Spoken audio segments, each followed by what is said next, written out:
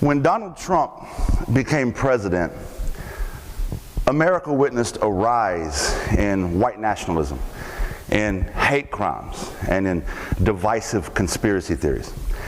But a lot of people thought that was a new phenomenon, that it was somehow reactionary behavior to Donald Trump's rhetoric and ideology. The fact is, that isn't true. The fact is, it's quite the opposite. You see, Donald Trump was put into office by white nationalism, by divisive conspiracy theories, and by a long history of white supremacy in this country. Conspiracies of war against white America, conspiracies of the government attacking white Christian America. These conspiracies have existed in white communities across America for decades. Donald Trump simply provided legitimacy to these conspiracies by using key and designated language in his campaign that caused white America to circle in a shark frenzy and cast their votes. Now, how do I know this? How can I say this so confidently? Because I come from a white little town in North Carolina where I learned white supremacy. Racism is so casual where I'm from, it's culture. I'll say it again, racism is so casual, it's culture. And that culture breeds the next generation of white supremacists. And that's what I want to talk about today. I want to talk about that cycle of white supremacy that has yet to be broken. I want to talk about the silent complicity of white America whenever white supremacy is challenged. I want to talk about the ignorance of white America as it pertains to identifying and stopping white supremacy.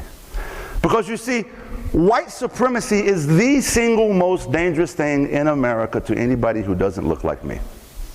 But every time white supremacy rears its ugly head, we treat it like it's a new dog doing new tricks. No, it's the same dog, same tricks. And I'm here to tell you that if we don't change how we treat the dog, it's going to keep doing the same trick. It's going to keep biting.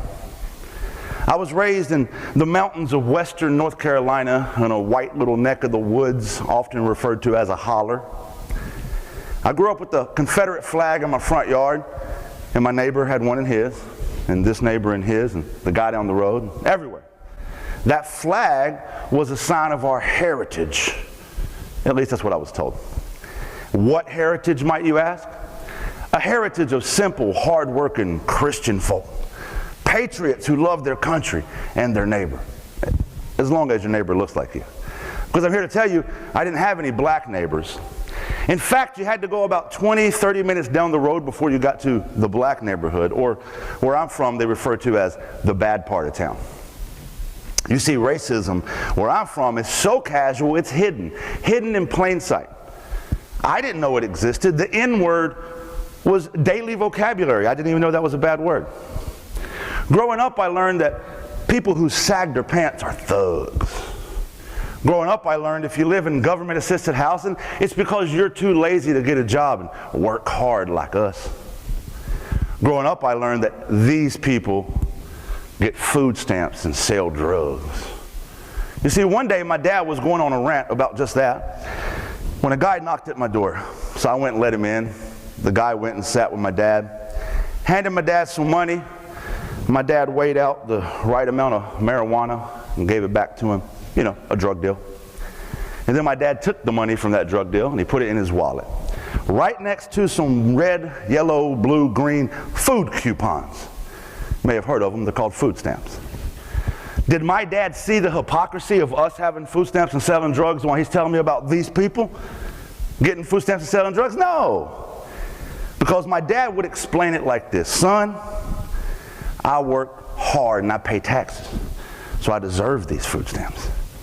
And I don't make enough money and I want to provide for you children, so I got to sell these drugs to make ends meet. You see the hypocrisy of that. The cognitive dissonance is cringeworthy. How could my dad, an otherwise intelligent man, be so ignorant? Easy. It's a toxic cycle of white supremacy and white ideology that has survived the test of time. You see, during slavery, only rich white people could afford to enslave other people.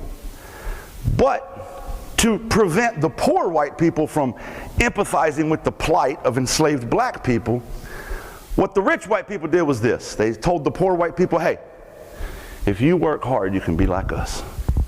And what they did was they gave them management positions on the plantation, called them overseers. That way they were more important than the enslaved black people. The idea was simple. You might be poor, but hey, at least you ain't black.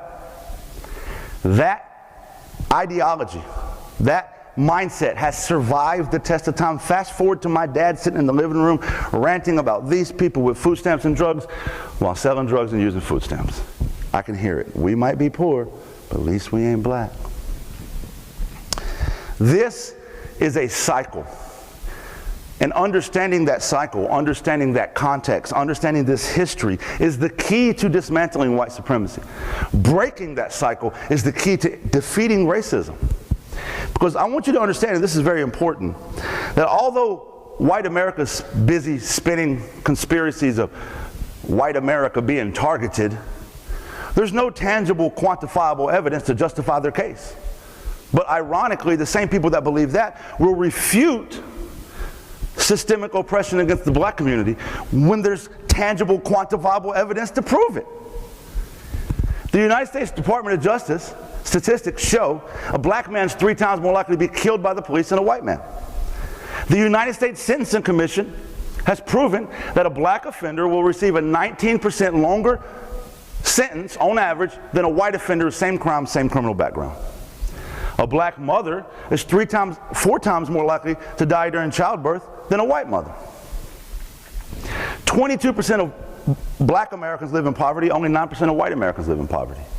If you're a black American in this country, you're 2.5 times more likely to live in an environmental justice neighborhood. That means you're next to a power plant, next to a waste dump, next to a structure that poses significant health risk, regardless of your income.